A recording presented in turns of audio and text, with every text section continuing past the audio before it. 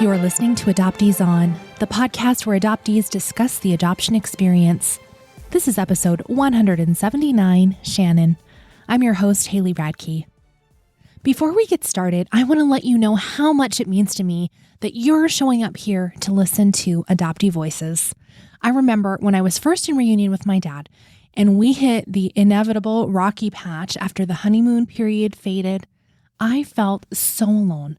I believed that I was absolutely unlovable because my first mother had ghosted me after a few months into our reunion, just a decade prior.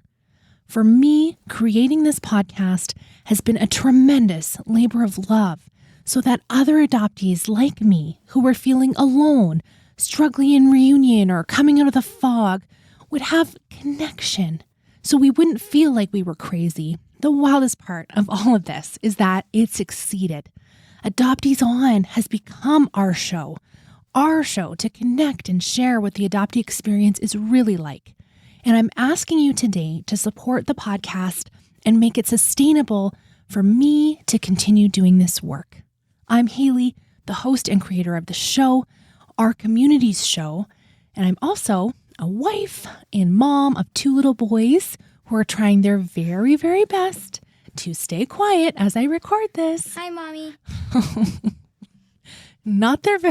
They're trying their almost best to stay quiet. When you sign up for Patreon or donate via PayPal, you are helping me, Haley, contribute to my family's needs. What I didn't expect when I started podcasting was that this would become my full-time job. I'm showing up for you and saying yes to adoptees, and I would love for you to show up for me and commit to a year of support for Adoptees On. I have big plans and I want to do huge things for adult adoptees, but I can't do it without the support of you, my listeners. For the month of April only, I have a sale on for a yearly membership to Adoptees On Patreon with 1 month free. After that, it'll be back to regular price. I'm honored by the support I have already gotten from the community and truthfully, pretty scared to make this ask again, but if I'm going to continue making the show, I really need your help to make it sustainable and to have the ability to meaningfully contribute to my little family over here and to hire other adoptees to help build the show. Click the link in the show notes or go to adopteeson.com/partner to sign up right now. Okay, let's get to the show. I'm thrilled Shannon Gibney, writer and activist, is here. Shannon shares some of her personal story and how she's observed adoptee voices reaching critical mass over the last 15 years. Since her first novel, See No Color, was released 6 years ago, she's heard from many younger adoptees who felt seen and validated by reading her words. Shannon recounts how her experience of grief and motherhood and the adoptee experience intertwined, and how she's modeled truth-telling, even the difficult things, to her children. We wrap up with some recommended resources, and as always, links to everything we'll be talking about today are on the website adopteeson.com. I just want to give you a content warning. We will be discussing child loss in this episode. Let's listen in. I'm so pleased to welcome to Adoptees On, Shannon Gibney. Welcome, Shannon. Thank you so much for having me, Haley. Thrilled to talk with you today. I would love it if you would share some of your story with us. I identify as a mixed Black transracial adoptee. My birth father was Black and my birth mother was Irish American. And I was adopted by a white family in 1975. And I grew up in Ann Arbor, Michigan. I have two brothers who are biological to my parents, so they're white. I have an older brother who is 2 years older than me, but it's like 3 years because he skipped a grade. And then, which, those things matter when you're a kid and not so much when you... Every grade counts. It's very... It does. And then all of a sudden you're like, 21 and it's like, who cares, And then I have a younger brother who is a year younger than me. And I did a birth search when I was 19. And as a domestic adoptee, of course, that was a much easier experience than a lot of my friends who are Korean adoptees, for instance, and internationally adopted. A lot of those folks, unfortunately, have a very hard time, of course, finding family members or birth parents. But I was, quote unquote, lucky. And I put that in quotes because I've also talked with some of my friends and colleagues who are adoptees and critical adoption scholars who have also made contact and had relationships with their birth parents and birth families. And it's just the discourse on reunion is, well, one, it's very lean, and two, it's just not very complicated at all. And so I think what I've come to find in my own experience, and also connecting with other adoptees who are in reunion or have been in reunion, is, that it's just a very layered set of relationships, And we don't really have good frameworks or language in the dominant culture to really talk about that and acknowledge that. And even in our adoptee communities, I would argue that we don't either, because there's a lot of trauma and a lot of other things sort of that get triggered with that. That's just all to say that I discovered through my birth search that my birth father had unfortunately passed away when I was 6. And then I did find my birth mother, and I had a complicated on and off relationship with her from then on until her death about 7 years ago. And that's just not uncommon. Again, we don't talk about these things. It's sort of the focus of reunion is all like, oh, search and reunion, but it's like not 10 years out or 20 years out. What's going on then?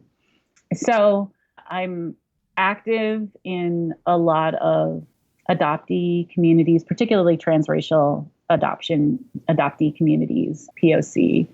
And I'm a writer. I write novels. That's probably my first genre. And I also write children's books. Got 3 children's picture books that I'm working on right now. I edited an anthology called What God Is Honored Here, writings on miscarriage and infant loss by and for Native women and women of color. I co-edited that with my dear friend, writer Kao Kalia Yang. I'm working on a new anthology right now with Nicole Chung, a Korean adoptee, and that is a collection of young adult stories about adoptees by adoptee writers. So that'll be coming out in 2023. So I've got, and then of course, my first novel, See No Color, is about a mixed Black girl adopted into a white family, and it's got themes of baseball. So it's a very loosely autobiographical first novel. My current novel that I'm working on now, called Botched, I call it a speculative memoir, and that has all kinds of themes of transracial adoption going through that. So writing is and continues to be the primary or a primary way that I process my experience and build community. So much there. I read somewhere where you talked about how writing will last for years and years. And I'll admit this, I haven't said this before, but it was only a couple years ago where I was like, wow, books are like just ideas we write down, hey? Like, which really like puts it, kind of makes them small, but, and yet so huge. And I wonder for you, having your writing last for years and years in these stories, who knows who will pick them up 200 years from now and read what you've written, and it will be preserved. What for you as an adopted person, having some of your history erased, you say you had the privilege, I guess, to search and have an answer where many don't. What about writing tied to being an adoptee? What does that mean for you, having your stories preserved? My first piece in a book was Outsiders Within, which was an anthology that was published 15 years ago, edited by Jane Jeong-Tranka, Sun Young Shin, both of whom are Korean adoptees, and Julia Chinara Opara, who is a Black transracial adoptee. Everybody in that group is transracial adoptees. And that was really that book was a watershed for so many of us, because it was really the first book by transracial adoptees for transracial adoptees. The literature on transracial adoption has been dominated historically by white adoptive parents who don't identify as such. So people who are like, well, I'm a psychologist, I'm a scholar, and I'm studying attachment with children, and I'm looking at specifically transracial adoptees, but I'm not disclosing that I have a daughter who was adopted from China, right? So I have a very particular viewpoint, right? But that's also not getting disclosed. And so that's still happening now in 2021, but adoptee writers, scholars, artists, activists, and cultural workers have really shifted the conversation. And in the past, 2015, I would say really 15 years, I'm 46 and I've seen a huge change, right? But coming up as a transracial adoptee, first of all, you don't see hardly any stories. You feel like a freak. I mean, you really don't see hardly any stories of people like you. And then the ones that you do see are very flat because they're produced by non-adoptees, either white folks, or now I'm seeing more people of color writing stories actually with transracial adoptees in them. But I still find not all of them, but many of them to be problematic. Well, I saw your series of tweets about own voices. Yes. And hello, adopted people, we're not this trope, right? Right, exactly. Like you can't just say, oh, own voices. Like, oh, I'm a Black writer and I'm going to have a Black transracial adoptee in my book. And therefore I get that experience because I'm Black. It's like, no, that's a very particular experience. And let me be clear. I'm not saying that in order to write about something, you have to have experienced it, right? If you're going to write, for instance, a scene of sexual violence, you have to have experienced sexual violence in order to get it right. But I think all of us, anybody like reasonable would understand that you have to do your research. You can't just, whatever, I think it's like that. No.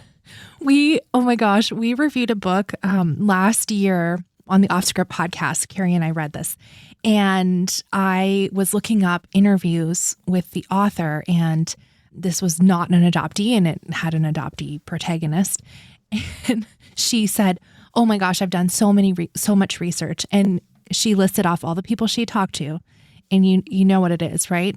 Yes. Adoption competent therapists, adoptive parents, birth parents. Nowhere did she talk to an adopted person? Nowhere. Right. Adoptees are always left out. And if we're left in, well, they talk to the children, right? They talk to adoptee. We're infantilized always. But they're not going to talk to the people like you and me, right? Who are in our 40s. I mean, you're probably in your 30s. I'm in my 40s, but it's like, we're grown is my point, right? Mm-hmm. We have our own lives, our own families, perhaps our own children, all these things. And you can't just objectify us. I mean, so that's really, I guess, sort of what I'm getting at is this movement of a critical mass of transracial adoptees. I think we talked about in our prep before that I don't, it's not that I actively try not to connect with white adoptees. It's just that that's sort of the way that whiteness functions. It separates out white folks from people of color. So I don't actually know that much about some of the cultural production or activism of white adoptees. I don't see that much of it. Most of the stuff that I interact with is, again, transracial adoptee produced, and that's going to be POC. So, but I've really seen definitely in the past 15 years, kind of a sea change of books, of plays, of organizations, of study groups and direct actions, and so that's not to say that the dominant narratives of adoption aren't alive and well and thriving, in mainstream American culture, because they are. Mm-hmm. And that makes me tired, every time I see a New York Times article about, this white couple who went through so much to try and adopt a child from Somalia or something like that. I want to vomit. But there's just a lot of stuff out there. So I just want to say, in answer to your question, and I know this is sort of a roundabout way, that first piece that I wrote in Outsiders Within, I don't think it's a coincidence that the first piece that I had published was about my experience as a transracial adoptee, because it's such a seminal experience in my life. It has overdetermined every other aspect of my identity, for sure. And that also, I think, living in the Twin Cities, which we call the land of 10,000 adoptees, because there are more Korean adoptees here than any other place than Scandinavia. Of course, for folks who are not in Minnesota, the state motto is the land of 10,000 lakes. So land of 10,000 adoptees. And so connecting in my mid to late 20s with other transracial adoptees, other folks like me, mostly Korean adoptees, it really changed me. It changed my understanding of my personal experience, my personal history, and maybe help me understand how the experience was structural in many ways. So in other words, it politicized me is what I'm trying to get at. And I remain quite thankful for that. I say my first novel, of course, See No Color, published in 2015, again, about a mixed Black girl adopted into a white family. I've said on many occasions that, I wrote that for the girl that I was as tween or teen, who was longing for this very rich narrative of a sense of racial and cultural isolation, a sense of questioning about racial identity and identities, right? Because Black is related to mixed, but it's not the same thing.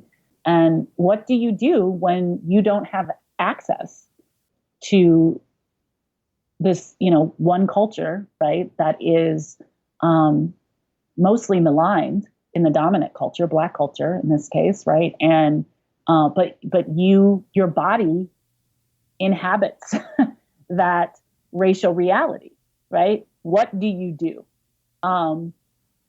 So I wrote that book for the girl that I was, so that that girl and other girls like her, other adoptees like her, could reach for a different book. And since the book's been out now for 5 to 6 years, I mean, that has really been sort of the sweetest thing about it being out, is other adoptees, especially younger adoptees, encountering it and telling me, wow, I never realized that I was a transracial adoptee. I didn't even know that there was language for this experience. And I never knew that, for instance, this feeling of shame, this deep feeling of shame that I have and fear when I get around Black people, that's something that is part of the adoptee experience. Other adoptees feel that too. It's not my fault. This is what happens when you take Black children, Black people out of Black communities and raise them with loving, hopefully, white families in a racist culture. This is what happens. How validating is it for, a young adoptee to feel so seen through your words? I think that's beautiful. And when I read it too, I, thought of my little, 12-year-old self kind of feeling, I don't know, and that's not my experience, but there's so much adoptee truth throughout that even myself, like I was a domestic infant adoptee, same race adoption. I learned so much from your book as well. And what I found really fascinating was I listened to this podcast where a couple of young men read your book, and they don't have a connection with adoption, and they learned so much from it as well. So I think as big of a gift and validating it is for young adoptees to read your words, then you're also having this impact on changing the societal narrative. Yeah, I mean, I hope that that's what all good literature and art can do, is you go into the specific, right? You have to inhabit this specific experience or set of experiences in order to get to the general. Everybody knows what it feels like to not belong. You know, we've all had that experience at some point. Everybody knows, particularly, you know, around adolescence, right? When all these questions about who am I and where do I fit in my family? Who do I want to be? Your sexuality starts getting more prevalent and more important in your daily interactions. And how does that intersect with your racial identity, how you see yourself, how other people see you? I mean, these are things that, you know, they look different in situation to situation, but we all have to deal with them at some point. So, yeah, I hope that that's part of what my work can do. I wanted to ask you something that is really deeply personal. You share, well, you co-edited another book that you mentioned, What God Is Honored Here, with Kalia Yang. And you share about losing your first daughter, so your second child, a stillbirth. And I heard you on multiple different podcasts and sharing part of that story. And all I kept thinking throughout, because of course I'm here interviewing you as an adopted person, adoptee to adoptee, was what was that like for you as an adoptee? You know, we talk so much on the show about grief and understanding this great loss we had, connection to our first mother. And then you have this great loss, personal loss of your daughter. Did you link that at all? Did you process it through the adoptee frame at all? I wonder if you wouldn't mind talking about that a little bit. I have an 11-year-old son and I have a 6-year-old daughter. And then I have another daughter, CNA, who would be 7. She was still here, and she was a stillbirth at 41 and a half weeks. So she was 10 days late. So as you can imagine, that was utterly and completely devastating. And that was also part of the reason why Kalia and I wanted to put the collection together, because, you know, she had a loss at 21 weeks the year before me. And we both, after our losses, you know, we always say we were doing what writers do, which is search out stories and meaning in literature. And we just could not find anything that really got to sort of like the raw reality of what it's like to lose a child, both physically, psychologically, emotionally, all of it. And I think it's hard for me to really, I think it's a really great question, and I don't know that I have been asked it in that exact way before. I think having a language and a framework for loss, for deep loss, in a culture that, my mom was a therapist for many years, you know, she always says we're a grief-averse culture. In a culture that's grief-averse was very useful for me, you know, and an understanding of, for example, ambiguous loss and how does that show up in one's body. And these things, I think, that in our dominant culture, we are not to talk about, or we cannot talk about, or we can't name, or we can't linger in, such as my baby is dead, such as I don't know why I feel empty, but I think it has something to do with the fact of losing my first mother. There are certain experiences that imprint on your consciousness and continue to have an outsized effect on everything that happens to you after that, and how you process it, maybe even more importantly. And so I think that having this early experience of loss and not being able culturally to really articulate it or have a framework to understand it or a community to understand it helped me, paradoxically, because I had to go build those communities. I had to find those other adoptees. I had to find those people in a very similar way that Kalia and I had to go and find these other women of color and Native women who had lost their babies, but nobody wanted to talk about. Nobody wanted to hear those stories. Much in the same way that up until very recently, the dominant culture doesn't want to hear anything but happy stories of adoption. You know, they don't want to hear that there's loss inherent in taking a child from their first family and grafting them into another. Sorry. You know, it's not just like, oh, tiptoeing through the tulips and like, yes, mom, I love you. Like, yeah, that's there, but there's a lot of other stuff there too. Mm-hmm. So I think that the experience of being a transracial adoptee helped me develop these skills that I would need in order to process and work through the experience of losing my daughter in a healthy way as a writer. I wonder, we've talked on the show before. We talk about the hard things and the crappy reunions that fall apart and the searches that find graves. And we talk about the hard stuff all the time.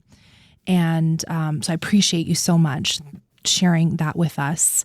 And what I found so fascinating and beautiful, to be frank, is how, you know, your son still talks about CNA and her memory is alive and included, and how you talk about that. And in adoption as well, there's the intergenerational trauma of loss. And my children are fortunate that I'm in reunion with my father. And so he's always been in their lives and they call him Poppy and he's around. And so they haven't had that loss. It's very confusing to them when I explain how I grew up, and my kids are pretty little still. They're 6 and 8. But I'm curious about how you speak to your children then about adoption and the impact, because it sounds like, you know, you claim activism and all those things, right? So I know you're talking about it. They must see that as well in you. And how do you keep that in your language with them, I guess? It was interesting when my son was smaller. You know, he would say, well, I was adopted, you know, and of course I was like, Shannon, my kid came home from school and told me that he had told his friends he was adopted. And I was like, I beg your pardon. Right. But it just shows you, right? Like, because your kids reflect yourself back to you, right? So it just shows you how central this part of your identity is, right? And that they have absorbed that. And of course they want to be close to it because they want to be close to you. And so this is the way that they start processing it. And this is something that I've talked about with many people. You know, I think the group Adoption Mosaic just had a session on this too, sort of the intergenerational effects of adoption. Who is studying this? Who is talking about this? Who is writing about this? Because, for instance, it's very interesting. I have encountered a few families who, like mine, my grandmother was an orphan.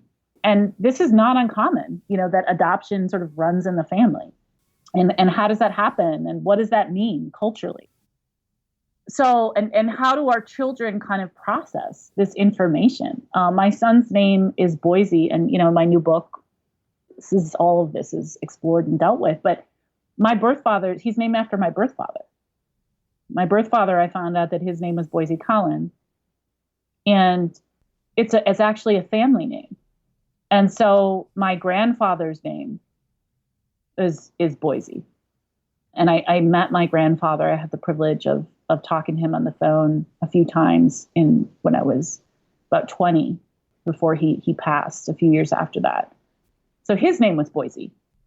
And then it's interesting, family history is just, it's very complicated, as I was saying before. And so my grandfather, Boise Collins Sr., his second wife had a child that he adopted when he married her. Okay. So my birth father who is named after him has already passed. And so he marries this woman who has a child. His name was Christopher. And he was like 8 or 9 or 10 maybe when he adopted, my grandfather adopted him. Well, he changed his name to my grandfather's name in the adoption process because he said that this is the man that he admired most in the world. So his name is Boise. So my son is now the 4th Boise in this broken and yet amended line. I mean, it's very rich. It's very complicated. And we had the opportunity to meet my aunt. So my birth father's sister, he has like 2 or 3 living siblings now. And we reached out to my uncle. So Boise Collins, who's my age. He's my uncle, but he's 2 years older than me. Right. So the child that my grandfather adopted. And so my children got to meet my aunt, my birth father's sister, and they've met her on several occasions. And we've been to her house in Detroit and we met the other Boise. And it's just very interesting for my son to watch him kind of integrate, a lot of stuff. And of course it's like, okay, there's my side of the family. And we've got, grandma and grandpa who are white and, aunts and uncles on that side of the family who are also white. And then their dad is Liberian, and so we've got that side of the family also that is also, partly here in Minnesota and partly in Liberia and those grandparents over there. So it's a lot of stuff for them to kind of parse through and kind of figure out where it all goes. And they didn't have a chance to meet my birth mother because she passed before they were born. Yeah, it's very layered. It's very layered. Very layered. Yes. I mean, what else can you say, right? It's such a, I don't know. I think in asking the question, I'm always hoping like, I'll get some advice from a more experienced mother than I of how to navigate and explain this. But I think often we're just muddling through, right? I mean, like my whole thing as a mother, as an artist, as a person is like, just tell the truth. Like that's hard enough in the most skillful way that you can. I mean, sometimes obviously it's not the time to tell the truth, right? But most of the time, it's like the best thing you can do is not try to fix anything, is not try to, make it manage it and whatever. It's just like, look, this is the way it is. I'm doing the best I can. And this is what I came out of. This is the conditions under which you came into the story, but it was already going for all these years in this way before you came in. Now, what you do with it, that's a whole other thing that we can talk about and hopefully navigate together. And I can help you get the skills so that you feel like you can do it in a way that is going to feel okay for you. That's kind of a different conversation, but it's like, I've done the best I can with this mess. I'm doing the best I can with this mess. And, and I involve my kids. Like this whole thing of adoption before where it's like, oh, we're just going to pretend that what's going on is not going on, right? Like, oh, we're all the same. We're all part of this family and nobody's different. Adopted, nobody was adopted. Like, whatever. Like that clearly that doesn't work. That never works. So that's what I've always done with my kids, both in adoption and with the death of their sister. I mean, it's just like my son was 3.5 when CNA died. He was so excited about being a big brother. So excited. And he was utterly devastated in his own 3.5-year-old way. just like I was and his dad was. And I didn't try to put my utter and complete devastation on him because that would not be appropriate, but I wasn't going to try and hide it from him either. And so, yeah, I mean, she is part of our family story. She is alive in how we move through the world, from the banal to the sort of very transformative and enlightened. You know, I mean, they'll say like, oh, if CNA were here, we'd have to have a bigger car because there's no way we could fit 3 car seats in here. We probably have to get a van, you know, like whatever. And sometimes it hurts for me, but also it's very healing, you know. And my son will tell people, no, I have 2 sisters. It's just that one is dead, you know. And people will be like, you know, but to him, it's just like that. This is my life. Like, it's just a fact. Thank you for modeling that for us. Okay. Is there anything you want to tell us before we do our recommended resources? Anything I didn't ask you about? Anything you want to make sure adopted people hear from you? Just that you're not alone. There's many of us out here. Sometimes it can be really hard to find other people and to find other stories, but it's worth it to do that work. And in the end, when you find various communities, what you find is that, one, you're not as much of a freak as you always thought, but two, you're also not as special, right, as you thought, because those 2 things are intertwined. And so, but that's a relief. That's a relief. So, I mean, I feel like, you know, all these Western countries have this crisis of loneliness. I think the UK, they have a minister of loneliness because it's such a problem. And with the pandemic, it's only been exacerbated, of course.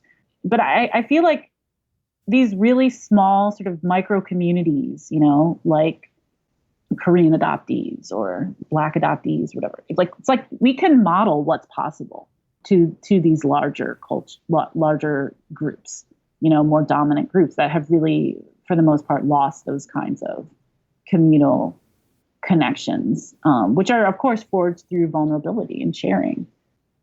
That's a really important skill that I think adoptee communities can model for others. And so, yeah, if you're not yet part of an adoptee community, you know, search them out, get involved. Yeah, start listening to some podcasts, you know, join in a conversation through Adoption Mosaic or Network of Politicized Adoptees, or, you know, I mean, there's so many really good groups out there. Read a book by an adoptee. You can find a lot of us on social media. I always try to respond to reader comments or people who reach out to me. I think that would be my main message. Perfect. I love building adoptee community. Well, it's not going to be a surprise to anyone, but I'm going to recommend Shannon's books. So powerful. You're a phenomenal writer. And I'm not just saying that just because I'm looking at you right now. I said it behind your back too last year. Shannon mentioned this, but See No Color is the novel that's specifically adoption related. And would you say it's middle grade or YA? It's YA. YA. Okay. Yeah. So it's got some really interesting themes with the baseball and family. And I found it really fascinating how you have the sister, the character Kit, pushing Alex, the adoptee, into finding out more information. I found that really interesting. I'm not going to spoil anything because I want you guys to go pick that up and read it. It's so beautiful. And I haven't gotten a chance to read it, but it's in my cart right now. What God Is Honored Here, which we've mentioned. So you know what theme that's on as well. I think that will be an incredible book. So I'll just recommend it too. But Dream Country, oh my word, Shannon. Like, talk about this sweeping masterpiece. You've got all of these different protagonists and you're going back and forward in time. And I learned so much about Liberia. I had no idea. You talk about being in Minnesota. Listen, I'm in Canada, in Alberta. It is like this frigid white province. I learned so much. It was just stunning. I just loved it. It's just amazing. I just loved it. Dream Country, you guys, you have to read this book. You just have to. Love it. Okay. Thank you. And one thing I'll just say about Dream Country is even though there's not themes of adoption in it, there's themes of intergenerational family loss. And a central question in it is sort of, what do you do when you don't know your story and you don't know your family story? How do you heal? Well, what I found so fascinating was that you lived in Ghana for a while. Like this is researched. Like this took over my life. That's an understatement. Yeah, it totally took over my life. For on and off for 20 years, I was saying. I always say I spent 10 years trying not to write it, and I spent 10 years writing it. Well, it shows that you spent that line. And so anyway, we are so excited about what's coming out for you in the future. And whenever you talked about Botched, I'm like so fascinated. Disappear Doppelganger, Disappear. Oh, yes. Matthew's book. Yeah, Matthew. Oh my gosh, so good. And so when you were talking about the alternative timelines and yes, adoptees are so skilled at that, I think, thinking about our other identities. So I'm very excited about that. Okay, I'm going to stop gushing. What do you want to recommend for us? So I recently did a talk with Adoption Mosaic. And so they're a group run by a transracial adoptee, Astrid Castro, and just a great group. So just check them out. I would definitely check them out. There's a group here in Minnesota that I'm quite fond of called Network of Politicized Adoptees, NPA for short. And I mean, they just do all kinds of really interesting community and cultural work. They have book clubs about books written by adoptees. I've gone in and talked to them about my book and about other people's books. I think 2 years ago when Nicole Chung's book came out, All You Can Ever Know, they read that and I came in. I also worked with, I think Dr. Kim Park Nelson had a class on the history and origins of Korean adoption, sort of community education, but kind of like on steroids, taken to the next level. I just appreciate their presence. I appreciate the depth and the sort of carefulness and commitment that they have to having these discussions and doing this work in a as equitable a way as they can. Wonderful. I'm so excited we get to share them, and I will have links to all those things that we mentioned in the show notes. So you can find their website, and I'm sure I saw their Facebook page, and so I'll link to all of those places that you can find the Network of Politicized Adoptees. And also Astrid's Adoption Mosaic. Astrid was a guest a little while ago, so we got to hear a bit of her story. Did you know she used to be a professional snowboarder? No, but that somehow doesn't surprise me. Yeah, she has sort of those natural instincts of being able to adapt to things coming at her very quickly. So that actually doesn't surprise me at all. No.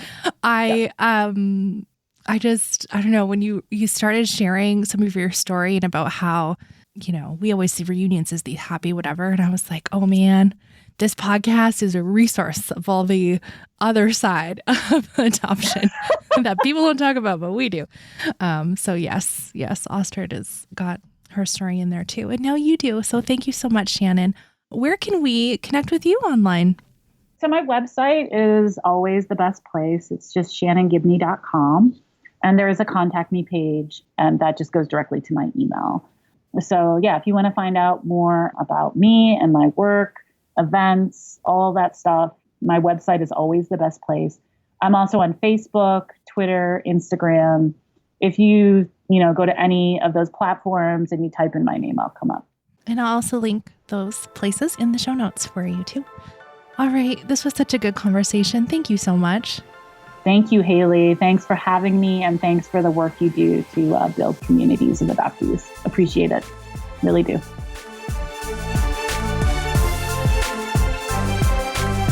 I just want to double down and also encourage you to find adoptee community.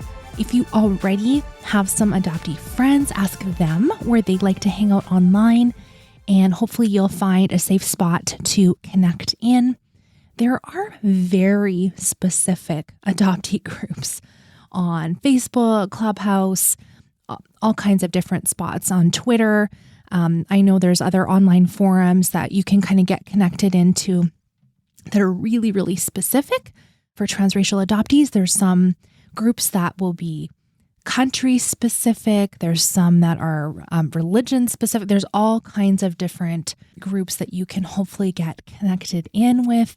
I have my Adoptees On Patreon group, but there's lots of free groups that you can hopefully get involved with. And if you're not sure where to start, another great thing to do is to go ahead and find some of those events that Shannon was talking about. There's online events happening all the time where you can connect with other adoptees and make adoptee friends, which is one of the biggest gifts. So another gift to me is I'm so grateful for my monthly supporters. You heard at the beginning, I have a sale on right now. If you join for a year of membership, you get 1 month free. And that is the only way I can keep producing the show and paying my editor and paying all the bills. So if you are able to, I would love to have you as a supporter. Go to adopteeson.com/partner to join and get the other Adoptees Off Script weekly podcast. And there's another level for the Facebook group. And I would love to have you join. And if that's not on the table, no problem. One free way you can help support the show is just tell one person about this episode that you think would love to hear from Shannon and her experiences as a writer and activist. And that would be hugely beneficial. I would love that. Thank you so much for listening. Let's talk again next Friday.